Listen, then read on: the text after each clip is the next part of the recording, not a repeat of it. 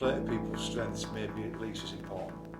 You know, there's something that they're doing that gets really good results, but maybe they. You know, so have I misunderstood him then? Because I thought the point he was making is that if we want to, so he talked about formative assessment, which has the highest impact. It does, Okay, in terms of outcome. Then he talked about this concept of strength versus weakness. Then I thought, okay, fine, I get it. I get it in the context of an organization, you play to people's strength. But then if you're ahead of a subject, like science, for example, and you've got all your teachers who deliver outstanding results, but you've got one person, they don't know how to provide feedback properly.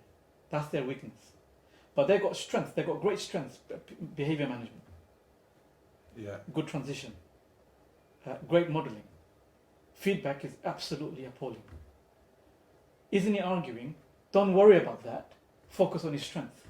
A lot of the time you have these sort of PMR things that you design and say we're all going to do, I don't know, but let's say we're all going to focus on starter activities, but you know, for whatever reason, your one teacher's got a way of teaching, he doesn't do that, but gets great results because really cares, goes the extra mile behind it, you know, has kids back after class giving them feedback, and that really gets the results up.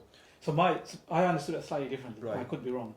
I thought he was saying maybe we should focus on people's strength more, and then because in an organization we all can be clones of one another, and I had a problem with that in the context of classroom teaching, because you can't say feedback has the greatest impact, and there are certain key things you cannot live without as a classroom teacher, feedback being one, understanding of your specification, your curriculum, and you could argue for a few others. As a subject lead, I want my teachers to have those so that they have the maximum impact. I can't live without it.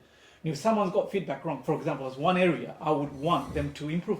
They may not have the same strength as everybody else, but I want them to improve on that. The question is, let's just say there are, for make it simple, there are 5 factors that make a teacher right good. So your feedback, let's say that's even say that's out in front, which we know it is.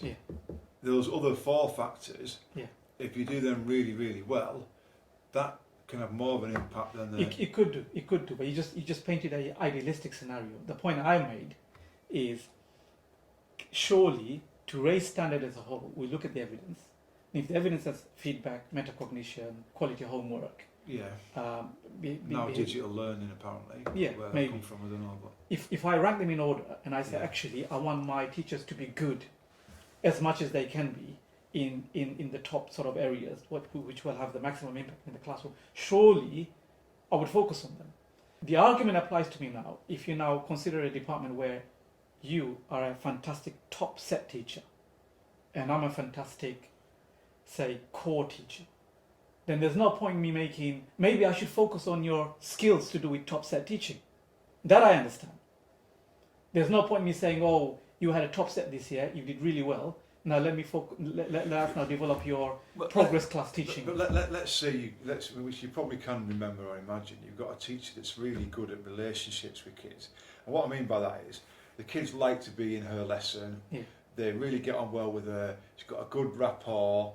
Her feedback isn't the best, but because they really want to be there, she's a really interesting subject expert, so she delivers fascinating lessons that kids just love being there.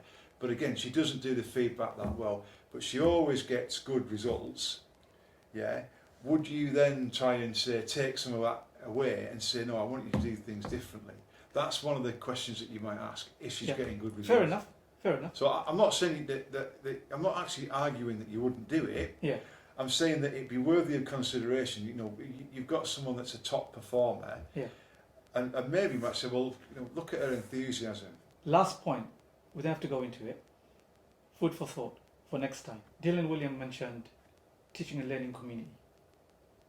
To me, it sounded 90s. Right. Rather 90s. Maybe appropriate for that time. We just had an experience last year, a different approach, a very direct instructional approach. In Hackney, if you looked at the way Barry approached changing the culture, teacher behavior, very different. To a certain degree here, very different. Which one do we want to?